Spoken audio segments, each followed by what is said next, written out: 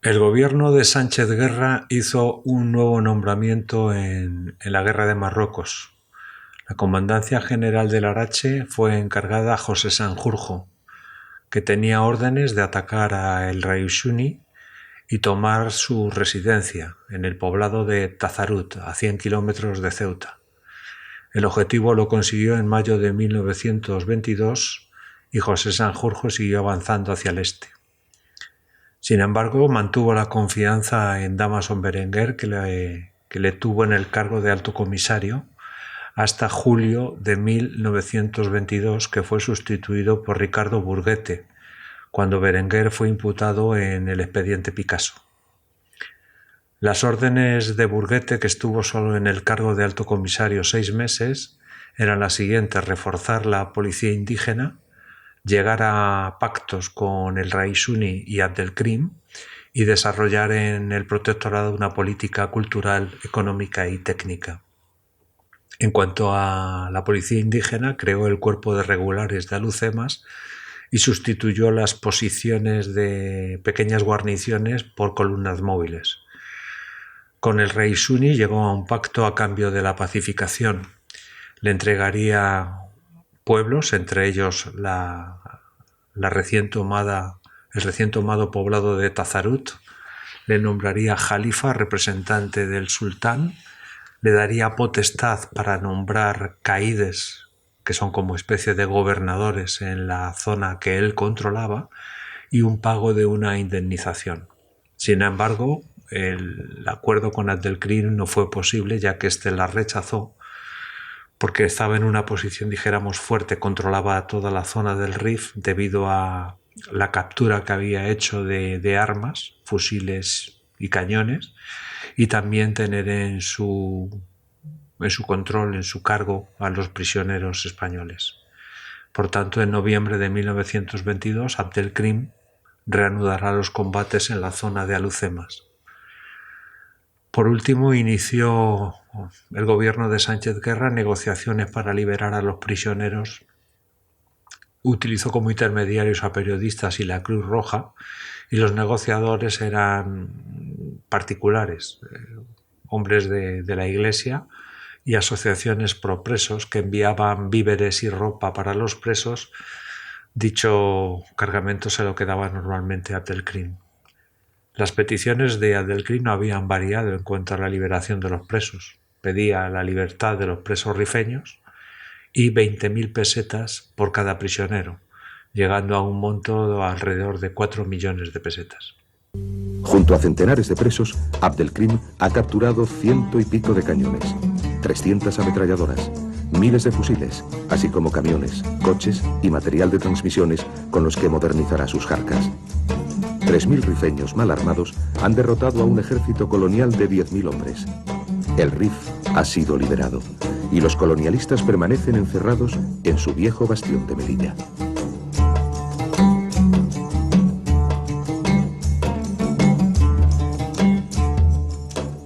Las razones de la victoria de Abdelkrim son complejas. Consciente de su inferioridad en hombres y en armamento, eludió siempre la batalla frontal con el adversario.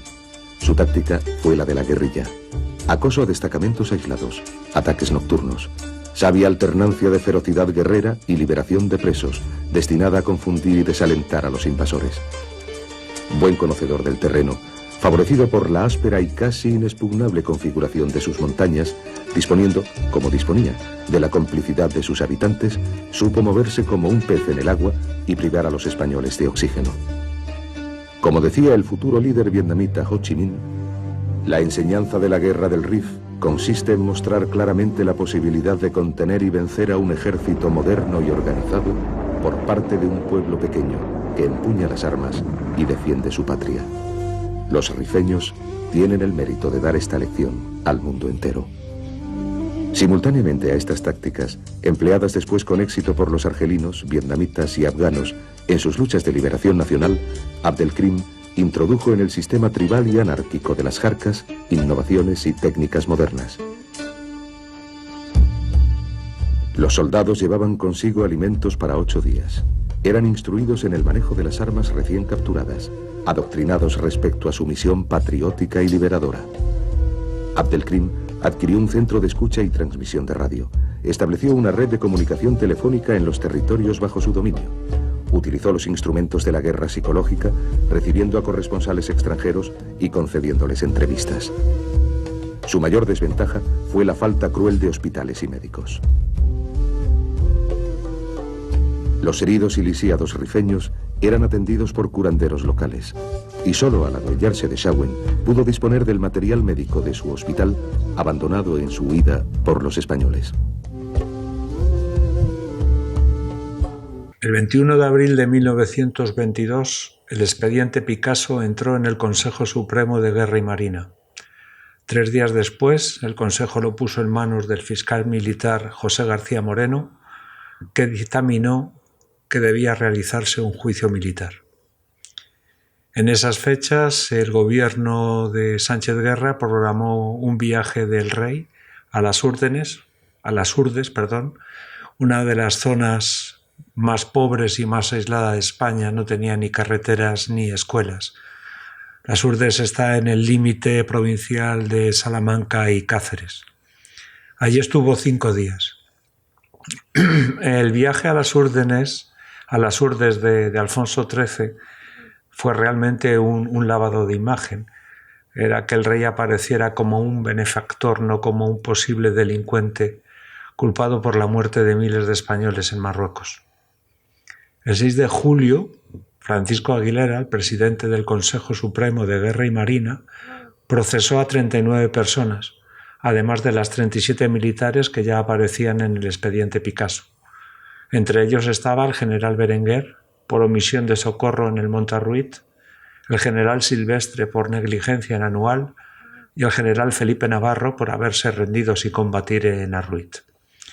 Esta decisión de Francisco Aguilera no gustó nada ni al rey, ni al gobierno, ni al ejército, ya que Aguilera tenía órdenes de no inculpar a Berenguer. La reacción de Sánchez Guerra fue cesar al ministro de Guerra por no haber impedido esto y también cesar a Berenguer como alto comisario de Marruecos al estar imputado en el caso. Fue sustituido por Ricardo Burguete. Para evitar que el Consejo de Guerra estuviera dominado por los liberales que no querían o que querían convertir las responsabilidades en acusaciones, nombró una comisión en el Congreso para que investigara el tema. El 22 de julio cerraron las Cortes por vacaciones y el asunto del expediente Picasso quedó totalmente atascado. El juez no podía actuar al estar abierta una comisión y la comisión no podía actuar porque las Cortes estaban cerradas. Mientras tanto, Alfonso XIII pasaba su veraneo en Santander y en San Sebastián supuestamente tranquilo. Pasadas las vacaciones, el 20 de octubre, la comisión del Congreso sacó las siguientes conclusiones. Hubo deficiencias técnicas en la defensa, inmoralidades en la administración, abusos de particulares y cobardía en algunos militares. En estas conclusiones no aparece ninguna inculpación sobre el rey. El 3 de noviembre la comisión entregó su informe a las Cortes. El Partido Conservador dijo que las Cortes podían discutir y acusar a los militares, pero nunca juzgarlos, ya que eso era competencia de los tribunales, y defendían en todo caso que no hubo nunca responsabilidades políticas. El Partido Liberal propuso una moción de censura al gobierno de Allende Salazar. Los republicanos y socialistas aprovecharon para erosionar el sistema monárquico. Indalecio Prieto acusó de prevaricación a los gobiernos de Allende Salazar y de Maura e incluso al propio rey, y pidió la expulsión del ejército de todos los implicados, la prohibición de los tribunales de honor, la clausura de las academias militares que los habían promovido, la disolución del cuerpo de intendencia y la derogación de la ley de jurisdicciones. Los catalanistas también aprovecharon la coyuntura para lanzar críticas contra el ejército, que era, como ya hemos visto, muy contrario al tema de la autodeterminación en Cataluña. No sabemos cómo, pero el expediente Picasso se filtró a la prensa. Tanto políticos como militares salieron muy mal parados con las noticias que se publicaban en la prensa. El rey no aguantaba más y conspiró contra su propio gobierno, contra el gobierno de Sánchez Guerra. ofreciendo primero a Maura y luego a Cambó que formaran gobierno, pero estos dos rechazaron la propuesta, el ofrecimiento. Alfonso no podía entregar un nuevo gobierno al Partido Conservador porque estos estaban muy enfrentados entre ellos, lo que les inhabilitó para seguir en el poder, y no le quedó más remedio al rey que hablar con el Partido Liberal. El 5 de diciembre tuvo una entrevista con los 4 líderes de las facciones liberales, con Santiago Alba, con García Prieto, con Rafael Gasset y con Alcalá Zamora, para que formaran un gobierno. El elegido fue Sánchez Guerra, pero puso una condición para aceptar formar gobierno. La condición era que se disolvieran las Cortes, ya que los diputados conservadores se oponían a juzgar las responsabilidades del expediente Picasso de lo que había ocurrido en Anual. Alfonso XIII aceptó, y con este gobierno se inicia la andadura del último gobierno de Alfonso XIII, que estará en manos de los liberales. Nací en Astorga en 1859 en el seno de una familia humilde. Tras terminar mis estudios de Derecho, ingresé en el Cuerpo Jurídico Militar, que abandonaría al poco tiempo para dedicarme a la abogacía privada. Mi carrera política empezó en 1888, cuando conseguí acta de diputado dentro de las filas del Partido Liberal. Fui ministro en los gobiernos de Montero Ríos y Segismundo Moret, en los años 1905 y 1906 respectivamente. En este último dimití de la cartera de Justicia al ser contrario a la ley de jurisdicciones. Volvería a ser ministro con José Canalejas y llevé las negociaciones del tratado con Marruecos para el establecimiento del protectorado español.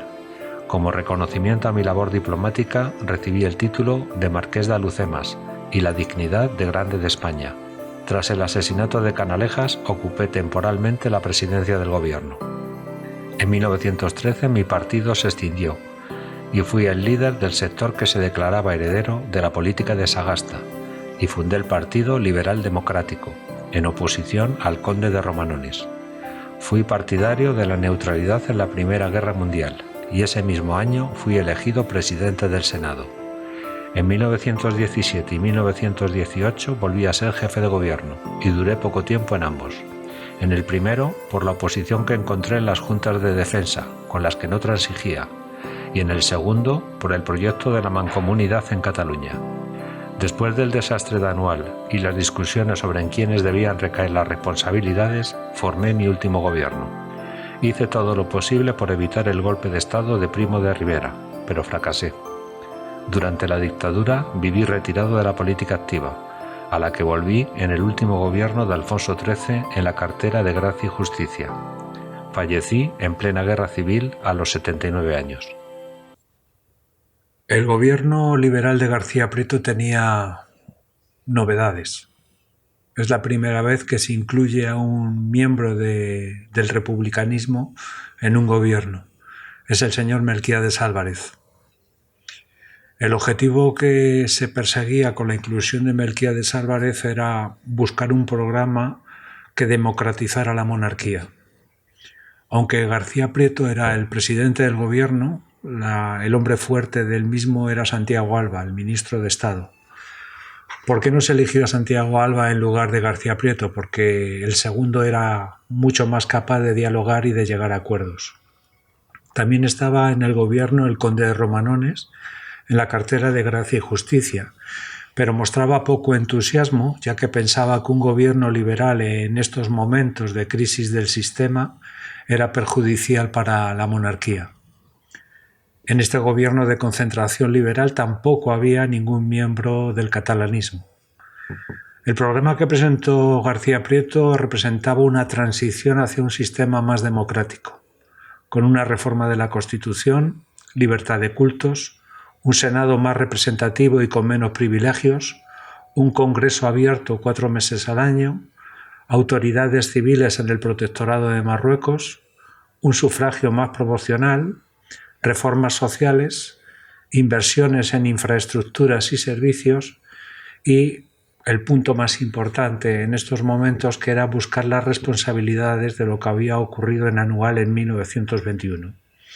Pronto se demostraría que esta unidad de las facciones del Partido Liberal no constituyeron un programa unido, sino que lo que se buscó fue un reparto de cargos en la administración. Este gobierno y este programa no gustó, más que no gustó, inquietó a la Iglesia con el tema de la libertad de cultos porque perdía el monopolio en materia religiosa. No gustó a los empresarios por las reformas sociales y fiscales que proponía, y tampoco al ejército por las reformas y por poner autoridades civiles en el protectorado. El 9 de enero de 1923, el ministro de Gracia y Justicia, el conde Romanones, decretó la prohibición de la venta y exportación de obras de arte de las iglesias. En estos momentos, Estados Unidos era un muy buen mercado para el arte románico y el gótico europeo, y la Iglesia consideraba que los bienes eran suyos y por tanto podía venderlos. Sin embargo, cuando había desperfecto, los gastos corrían a cargo del Estado, ya que se consideraban patrimonio español. Pero la medida que levantó ampollas dentro de la Iglesia fue cuando el gobierno se propuso reformar el artículo 11 de la Constitución, que decía que la religión oficial del Estado era la católica. En marzo de 1923, la Iglesia hizo una campaña contra la libertad de cultos liderada por el arzobispo de Zaragoza, Juan Soldevila. Llegó a decir que los obispos recomendarían votar contra los liberales y echar abajo el gobierno. Un mes después, Romanones paralizó la reforma de la Constitución, provocando una crisis de gobierno con la dimisión del ministro de Hacienda, que pertenecía al partido reformista, al partido de los republicanos. Ese mismo mes se convocaron elecciones y el gobierno quedó totalmente desacreditado. Digo que quedó desacreditado porque los liberales siempre habían defendido la limpieza en las elecciones, pero las amañaron para obtener un resultado adecuado para poder ejecutar todas las reformas que habían proyectado en su programa. Solo fueron limpias en las grandes ciudades. El encargado de las elecciones fue Natalio Rivas y los resultados fue una mayoría absoluta para la coalición de gobierno con un 54% de los votos, un tercio de ellos obtenidos por el artículo 29 y el siguiente partido en los resultados fue el Partido Conservador con 28,5%. El 23 de mayo se abrieron las Cortes con Melquiades Álvarez, que había dejado el gobierno y ahora era el presidente del Congreso, y el conde Romanones, que también dejó el gobierno y ahora era presidente del Senado. La situación en Cataluña era desastrosa. El gobierno pretendía fomentar la conciliación, pero no lo va a lograr. Podemos decir que la situación era cada vez más radical. Los radicales estaban ganando más terreno a los tolerantes, tanto la parte patronal como la parte de los sindicatos. La patronal estaba enfrentada al gobierno porque se negó el gobierno a aplicar la ley marcial ante los atentados de la CNT. Y entre los anarquistas estaban totalmente divididos. En junio de 1922 se celebró un congreso de la CNT donde triunfó la vuelta de la revolución social, otra vez la revuelta en las calles para conseguir la revolución. El líder de este grupo era el señor Durruti, que había formado un grupo dentro de los anarquistas que se llamaban los Solidarios. Los anarquistas más moderados o los que tendían a dar la solución a través del sindicato, liderados por Salvador Seguí, intentaron acabar con el pistolerismo. Esto hizo que hubiera una campaña contra Salvador Seguí, al que le acusaban de corrupto a sueldo de los patronos. Era una acusación totalmente falsa. Pero sucedió una cosa un poco extraña. El 9 de marzo de 1923 Salvador Seguí fue asesinado. Fue asesinado por un tal Inocencio Fécez, que era perteneciente al Sindicato Libre. La cuestión es que no está clara si la autoría era del Sindicato Libre, si la patronal había inducido al Sindicato Libre a cometer el atentado, o incluso se habla de que los propios compañeros, los que buscaban la revolución social en las calles, habían llegado a un acuerdo con el Sindicato Libre y la patronal para cargarse a Salvador Seguí. La versión oficial es que el Sindicato Libre asesinó y atentó contra Salvador Seguí. Por eso, 3 meses después hubo un atentado contra el arzobispo de Zaragoza, Juan Soldevila, como respuesta al atentado de Salvador Seguí. El autor del atentado contra el arzobispo fue Francisco Ascaso, que después de cometer el atentado se exilió en Sudamérica. Por otra parte, la Liga Catalana de Cambó fue perdiendo paulatinamente hegemonía. Ya hemos dicho que no está presente en el gobierno de García Prieto y se presentaba en Cataluña como un partido de centro, sereno, alejado de los extremismos, partidario de la concordia y de la evolución política en España.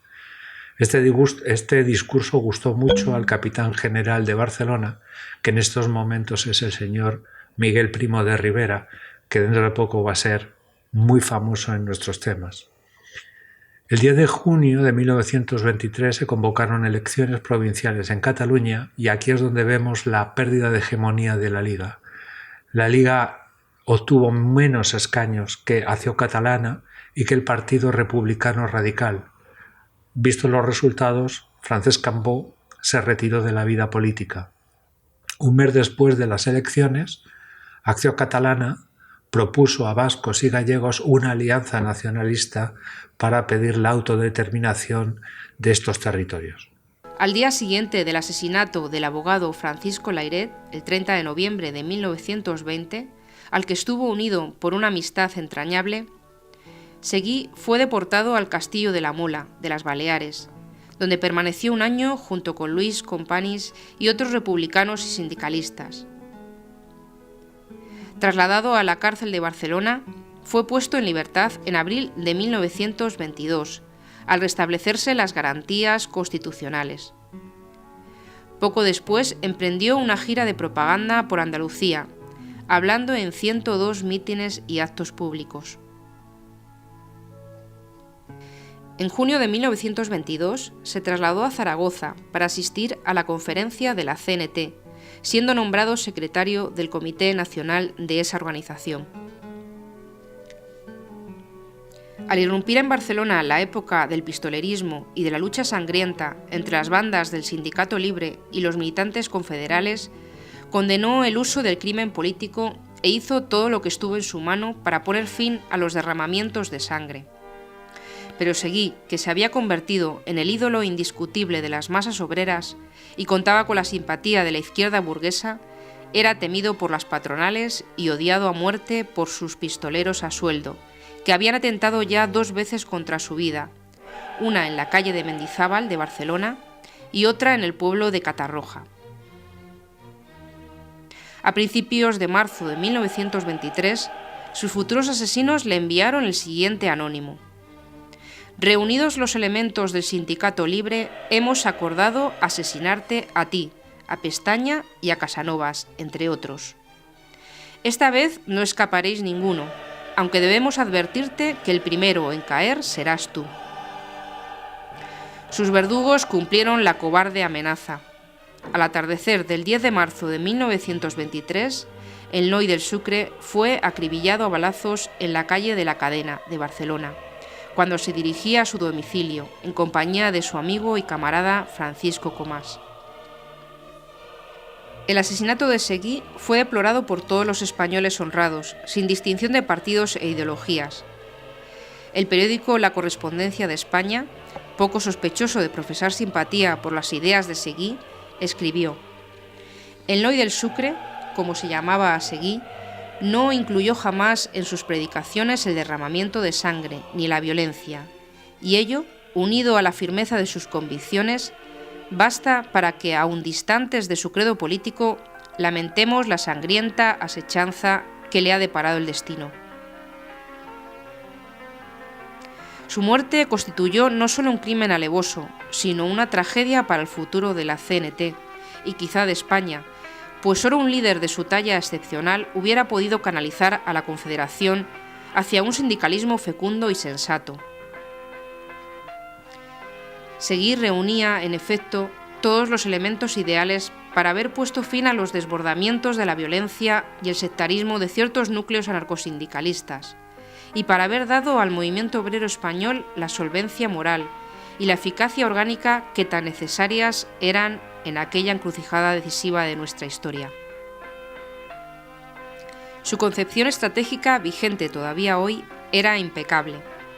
Posibilismo en el terreno de la lucha cotidiana, fusión con la UGT, marcha en común con las capas políticas progresivas, incorporación de los intelectuales en las filas obreras y creación de un sindicalismo autogestatario como base y embrión orgánico de una sociedad basada en la justicia, la libertad y el humanismo.